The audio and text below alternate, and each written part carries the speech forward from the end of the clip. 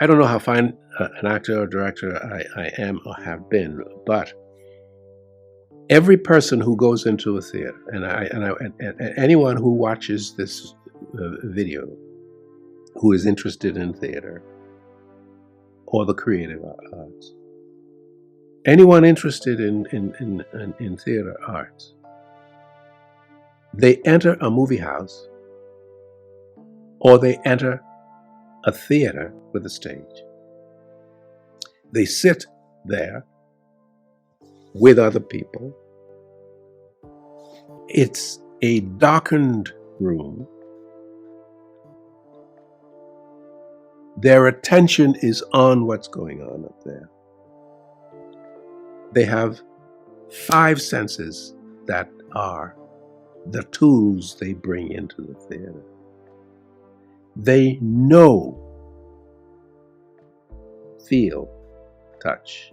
They know what they see, objective. They know what they hear. So their 5 senses are working. And they have been working pretty much since they were tots. So everything that happens on that stage, everything that happens on that screen, they can pass a judgment subconsciously as to whether we're hitting the marks or not. Because there isn't a person that sits in a movie house of any maturity who hasn't been disappointed, who hasn't been exhilarated, who hasn't felt fear, who hasn't felt joy. Every one of the emotions that human beings experience, even the most terrifying ones, they have been akin to all of them at one time or another, either in their daily lives, their weekly lives, their monthly lives, their yearly lives. So that when they sit in that theater, that's all they bring in. That's the scoreboard they bring in. And they sit there and they watch actors playing at fear, embarrassment, at love, at hate, at all of the emotions in life. That's what they bring in. So when they sit there and they're looking at actors doing that, they cotton to those actors that makes that connection with them. And that's the actor's job. It's not their job. All they do is they bring this panel of human emotions with them. And these emotions are in neutral. They are absolutely in neutral as they sit there. And one by one, this really fine actress or actor begins to do things that somewhere in the consciousness of that audience, they're saying, "Oh boy, yeah, I know about that. I've seen that. Wow." That's where the admiration comes from. Because they can also tell when that actor or that actress is not reaching home. When I was first starting out, I could cut my teeth.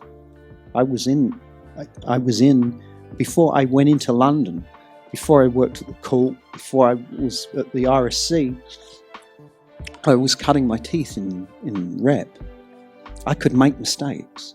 If you're a young actor now and you're on a TV series or you're in a movie, the work ethic, I think, is you could actually learn from Daniel Radcliffe.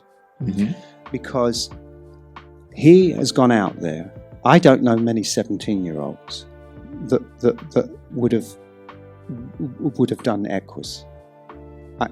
For a start, that's risky.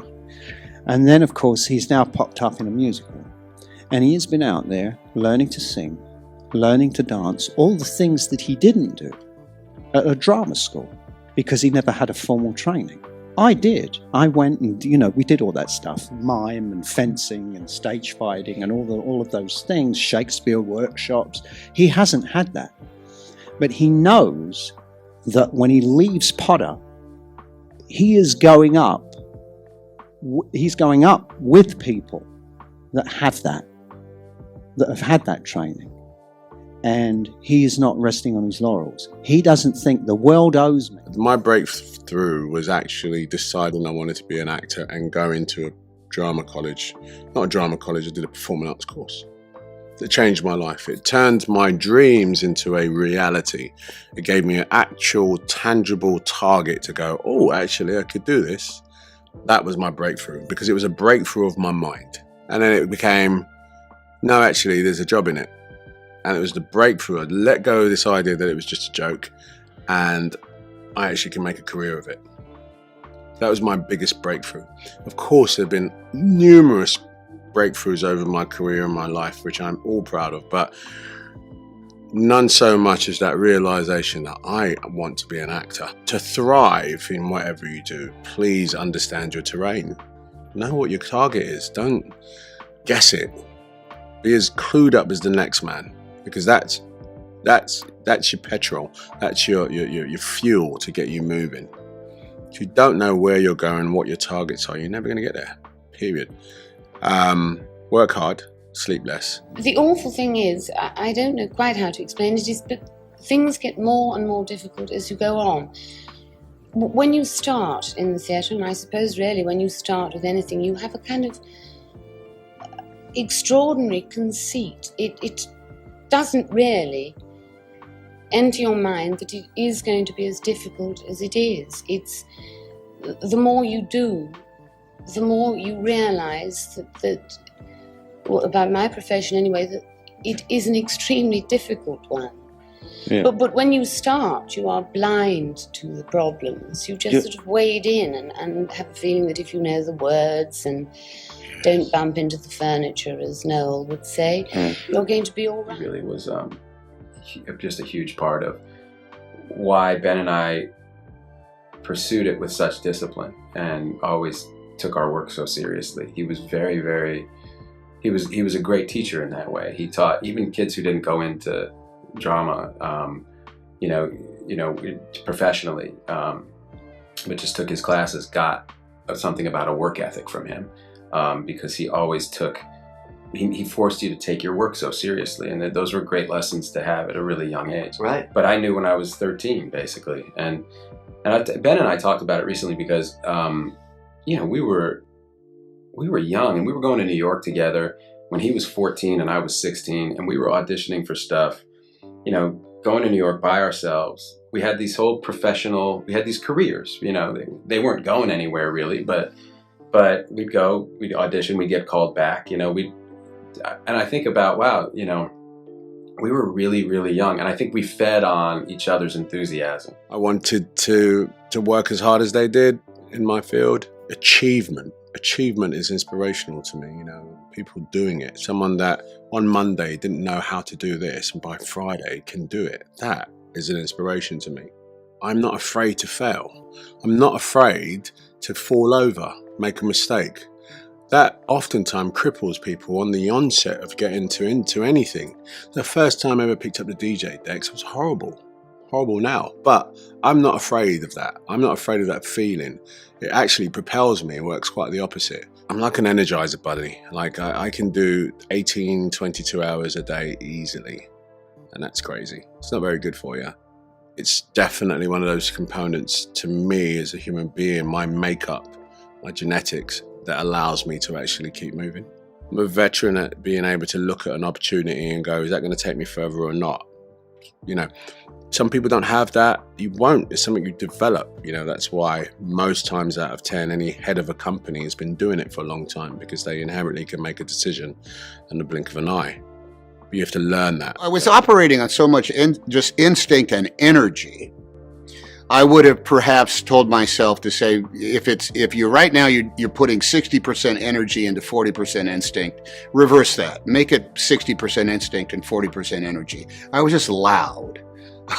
I was just fast, and I sort of like would swamp the process with just this kind of like blind, accelerated pace that was the only that's the only speed I knew how to operate. And you learn how to start examining the text in a different way when you are sure enough that you'll have the opportunity to work again. And by the time I had finished my third year of that repertory company and was in New York and was working in some other medium, I still had not learned how to operate at a slower pace of examining the text. I was still just trying to say, hey, I got this part because I'm loud and I'm fast and I'm funny. I just kept throwing myself into that. So I could have learned probably a few years earlier in order to take your time and do the interior work yourself that you need to do, that you can do alone just by studying the text. Before that, I would just learn the text and then do it, as opposed to really like sort of planning out a mode of attack. Just discipline and really what your role is. I guess knowing your role. Like, I was in a fire team.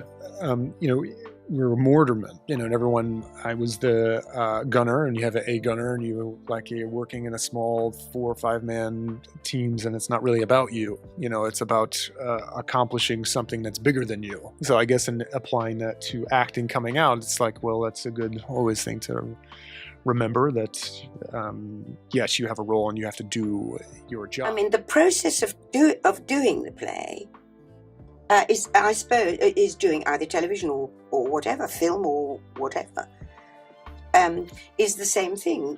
You eventually get to read that script.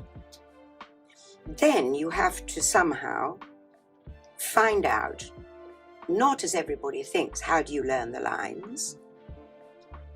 But why does that person say those lines in answer to something that somebody else has said?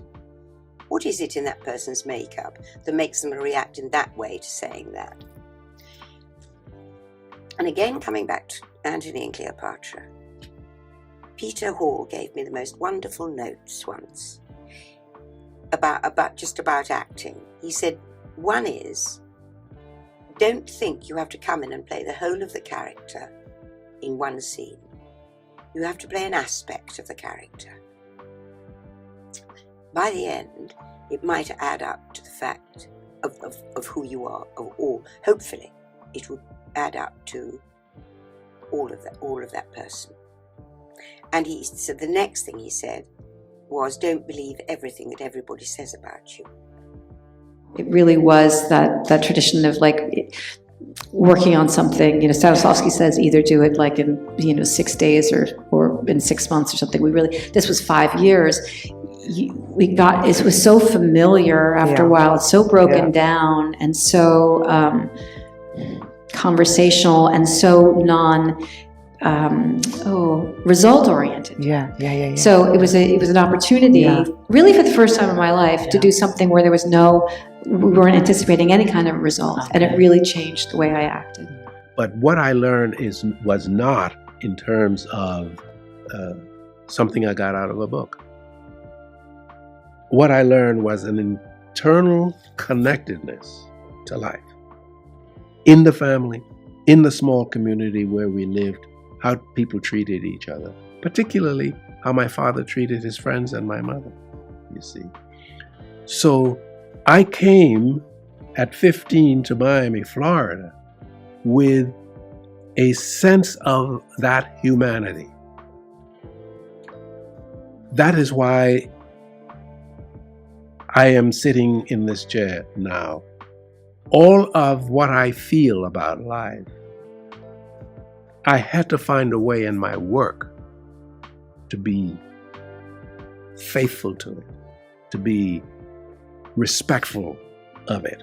I couldn't and still can't play a scene. I cannot play a scene that I don't find the texture of humanity in the material. I can't. You accumulate this bank account of experience, good, bad, sad, confused, murderous, rebellious, whatever it is, and as it grows, you tap it more and more. I think the hope for most actors who like doing this kind of work is that the right parts will then come at the right time. And I was reading something just now before we came on air about being in Florence recently and looking at those unfinished Michelangelo statues, and the huge impression they made on me a few months ago was that it was a kind of metaphor for how I felt about acting these days, that the role actually exists inside. It's not, as I used to believe for many years, something which you assume you put on this brilliant carapace of performance and then repeat it. That it's there, and you simply have to dump things, get rid of them, or using Michelangelo's imagery, chisel it all away until, oh, hello. I understood that most people, myself included, who am I, until I realized I am in deep trouble because I don't know how to do it. I don't know how to find out who I am. And in stumbling in literature, through different authors and phases, I got to one who actually said, "Don't try to know who thou art. Long has this idea tormented thee. It is much better to know what you can do and do it like Hercules."